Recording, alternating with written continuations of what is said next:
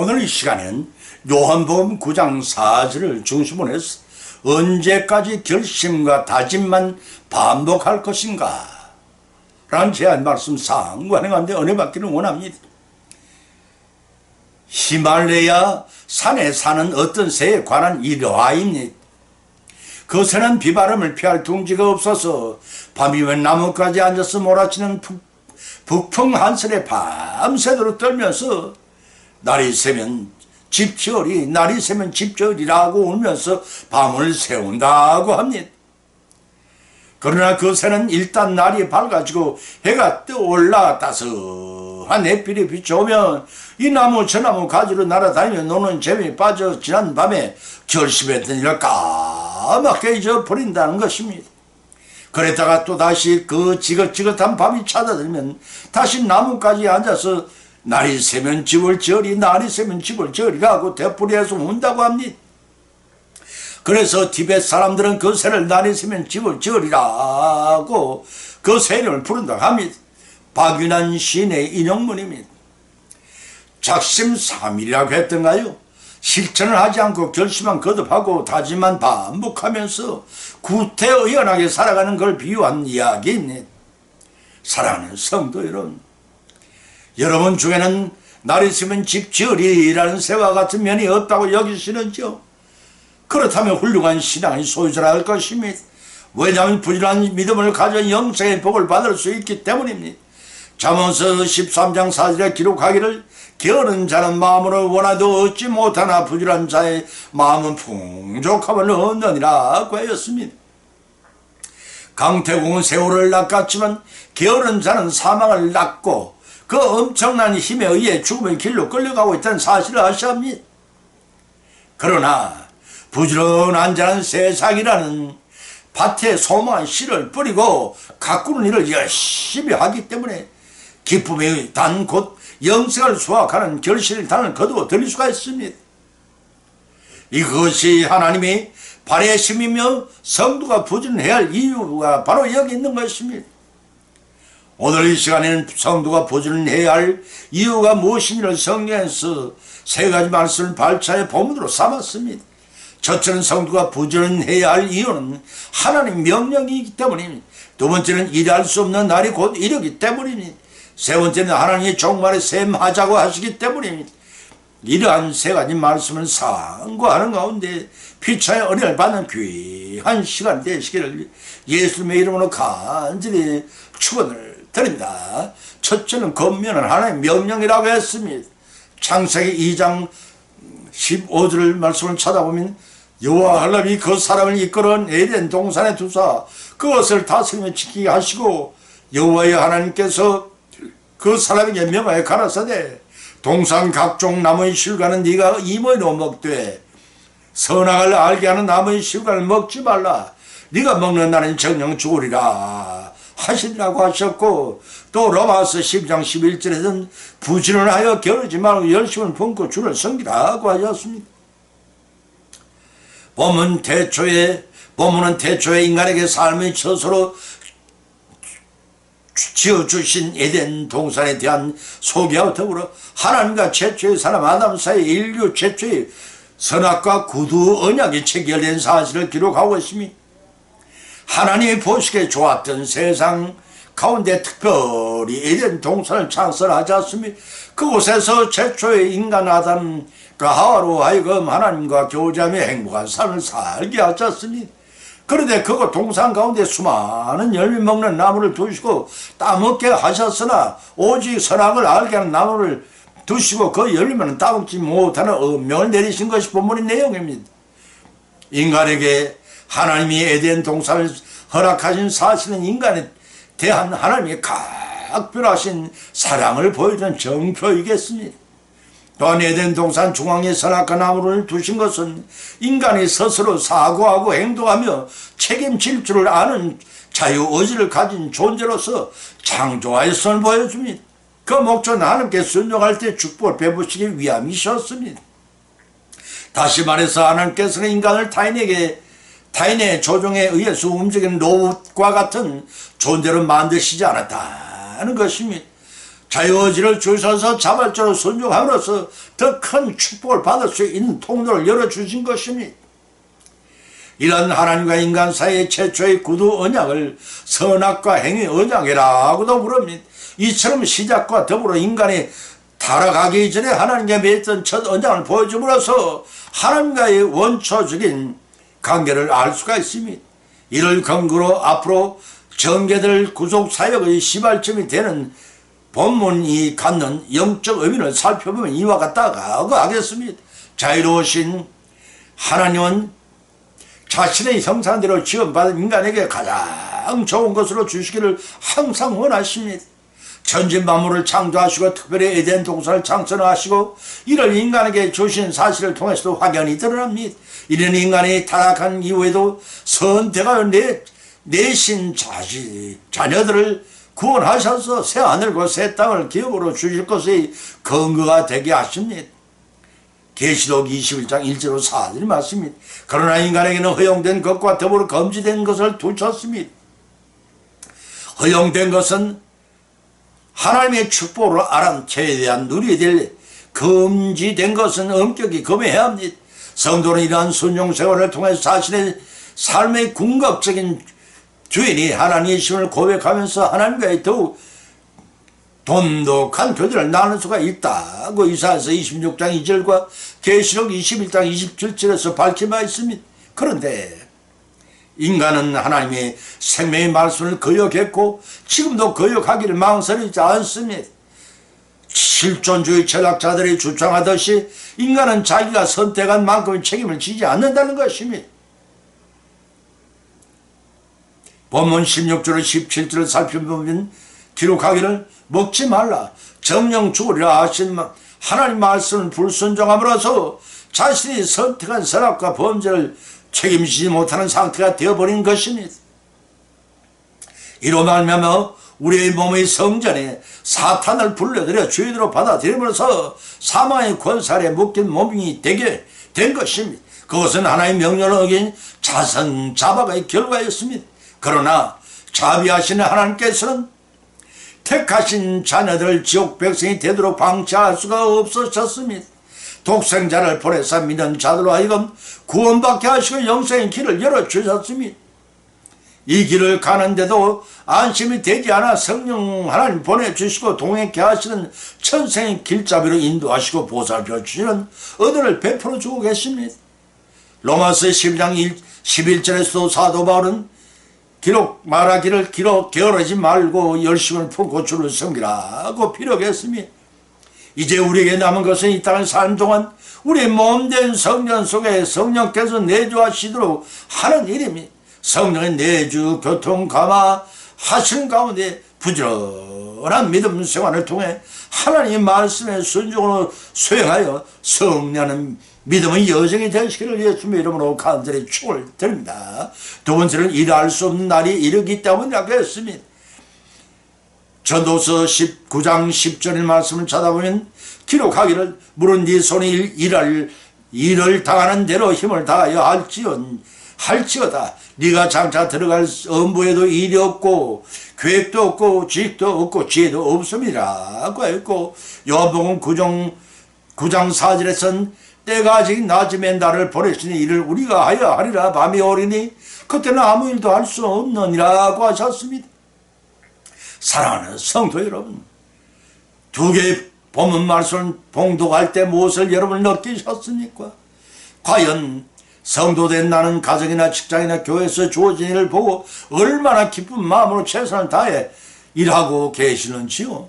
혹시 수행해야 할 일 앞에서 내겐 눈치만 보는 적당주의자나 기회주의자의 모습은 없는지 한 번쯤 돌이켜보시기 바랍니다. 누가복음 19장 17절에서도 기록하기를 주인이 이르되 잘하였다 착한 종아 네가 지극히 작은 일에 충성하였으니 곧 10고를 건설을 차지하라는 칭찬을 받을 만하다고 생각하시는지요? 영국 역사상 가장 위대한 여왕이었던 엘리자베스 1세의 임종이 가까웠을 때였습니다. 대영 제국에 뛰어난 의사와 의술이 총동원 되었습니다. 그러나 죽음을 막을 수는 없었습니다. 임종의 차례 예서 여호와는 통곡하며 간구했습니다. 누구든지 나의 생명을 한치라도 연장해 준다면 100만 달러의 상금을 주겠노라고 말했다고 합니다. 여왕 생애 최대의 부와 권력과 명성을 누렸고 1만 벌의 이상 되는 호화스러운 의상들이며 언제든지 명령대로 움직일 수 있는 수많은 신하들과 해가 지지 않는다고 할 만큼 광대한 제국의 주인도 죽음 앞에서는 아무것도 행할 수가 없었습니다. 이렇듯 인간의 부와 명예와 악함과 선함과 세상의 그 무엇도 하나님이 한번 정하신 죽음을 비껴나갈 수는 없습니다. 훌륭한 전도자여 부흥사로서 수많은 영혼을 하나님께 인도했던 위대한 부흥사 무디 선생 역시도 죽음을 피할 수는 없었으나 그의 모습은 오늘날 많은 성도들에게 어떤 모습으로 죽음을 준비해놓은가를 우리에게 보여주고 있는 말이 있습니다. 그런 임종을 앞두고 말하기를 지구가 점점 멀어지는 것이 보이는구나.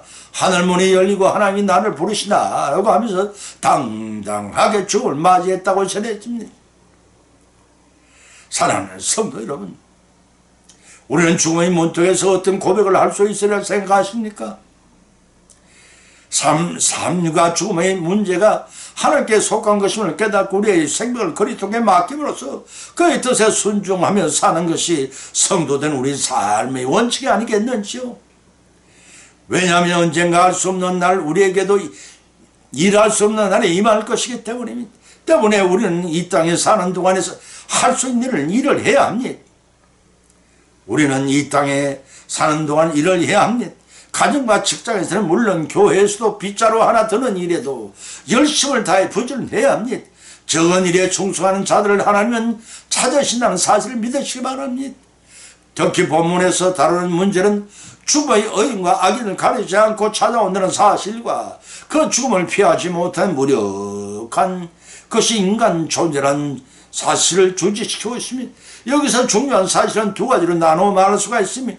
그 첫째는 하나님께 모든 인간의 인생이라는 소중한 선물을 주셨습니다.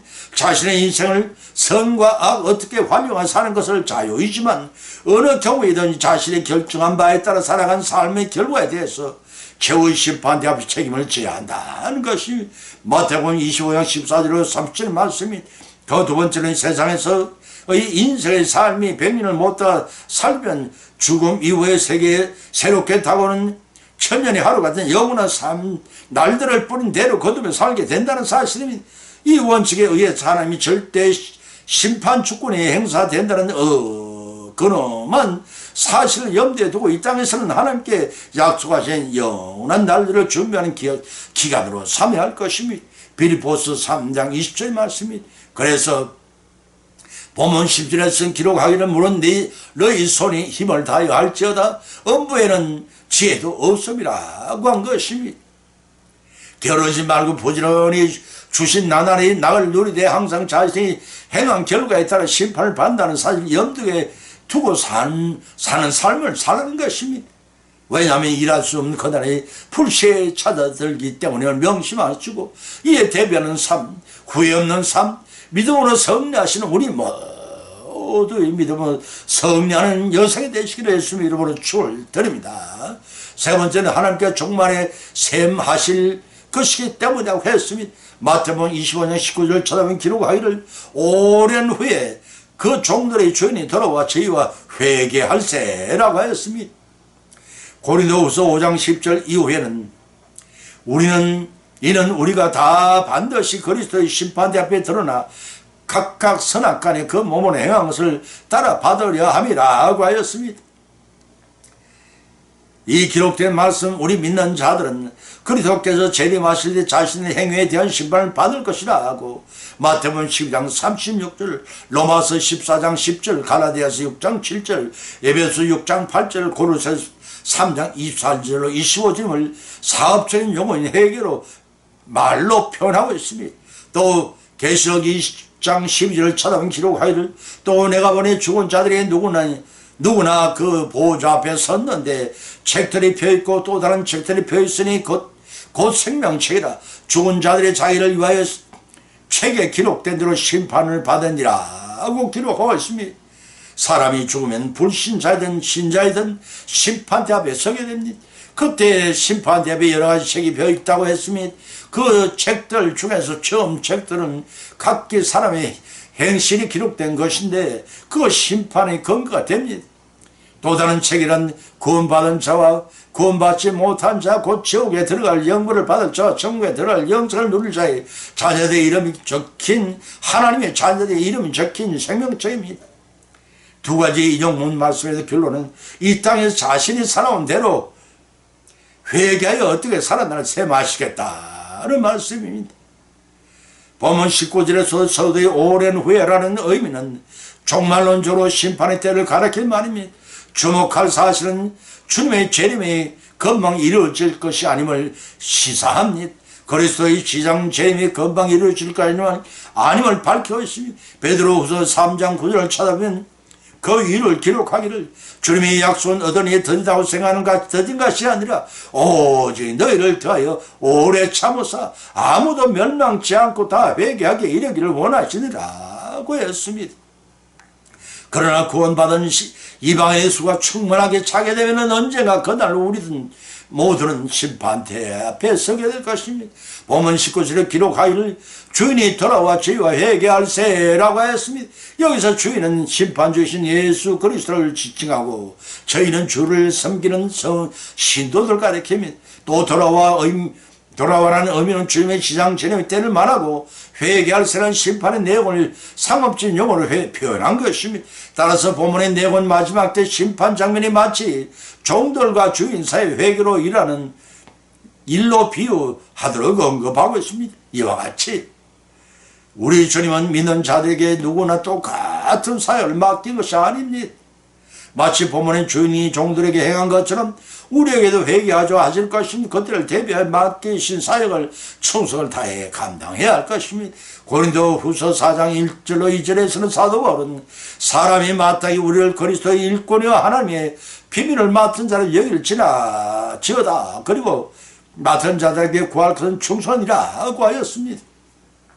충성한다는 것은 우리가 맡긴 사역을 잘 감당한다는 것입니다. 만일 본문의 종처럼 맡긴 사역을 게을리하여 무익한 종이라 일터를 받고 하나님 나라에 합당치 않은 자를 역임을 받으면 영광된 하나님 나라에 추방된 비극을 맛보게 될 것입니다. 우리 가운데는 이처럼 무익한 종이라 일컬음을 받는 성도가 단 한 사람도 나오지 않고 땅에서는 축복을 받고 하늘나라에서는 칭찬과 상급을 부정히 받으시는 저와 여러분이 성량 믿음 생활 되시기를 예수님 여러분 간절히 축원드립니다. 결론을 맺습니다. 오늘의 본문 말씀을 상고하는 가운데 사랑하는 성도 여러분, 여러분은 언제까지나 남은 생에 결단하고 다짐만을 반복하는 삶을 계속하시렵니까? 이렇게 묻고 싶습니다. 오늘의 본문 말씀을 상고하는 가운데 피차의 믿음대로 은혜를 받았다는 세 가지 교훈을 받은 줄은 믿습니다. 그 첫 번째는 성도가 부지런히 해야 할 이유는 하나님의 명령이기 때문입니다. 그 두 번째는 성도가 부지런히 해야 할 이유는 일할 수 없는 날이 이르기 때문입니다. 세 번째는 성도가 부지런히 해야 할 이유는 종말의 최고의 심판대 앞에서 하나님이 계산해야 하기 때문입니다. 이러한 교훈을 받으시고 거치지 마십시다. 우리의 실생활 가운데 받은 말씀을 실천하고 응용할 수 있도록 성령께서 역사하시며 힘입어 믿음이 자라고 예비하신 복을 받으신 우리 모두의 남은 생애의 승리하는 믿음 생활이 되시기를 예수 이름으로 간절히 축원드립니다. 찬송가 330장을 올리겠습니다.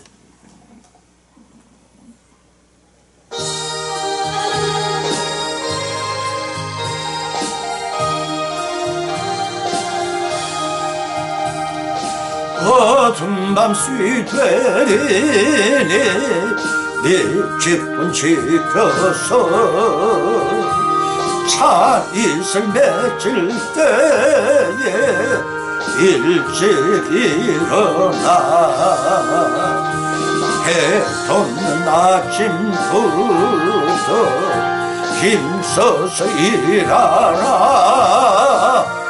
일할 수 없는 밤이 속히 오리라.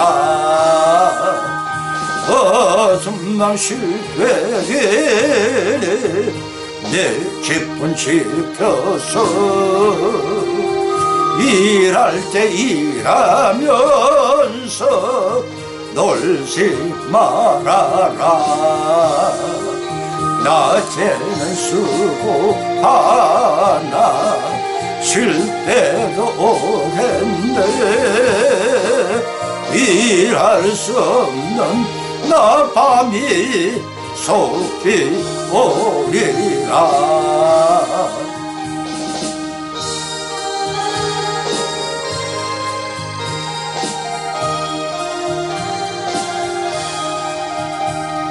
어둠 맘시 되리